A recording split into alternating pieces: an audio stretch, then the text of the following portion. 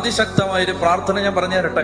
പ്രാർത്ഥന വളരെ സിമ്പിളാണ്, പക്ഷെ ഈ പ്രാർത്ഥന അതിശക്തമാണ്. എനിക്ക് ഒരുപാട് ഒരുപാട് ഒരുപാട് അനുഭവങ്ങളുണ്ട്. പ്രാർത്ഥന വളരെ സിമ്പിളാണ്. തൃത്വസ്തുതി, പിതാവിനും പുത്രനും പരിശുദ്ധാത്മാവിനും സ്തുതി.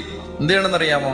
ഈ ജപമാല എടുത്തിട്ട് ഓരോ കണ്ണിയിലും ഓരോ മണിയിലും പിടിച്ചിട്ട് ഇങ്ങനെ പ്രാർത്ഥിക്കണം. കുരിശൊന്നും വരയ്ക്കണ്ട, ഇങ്ങനെ പ്രാർത്ഥിക്കണം.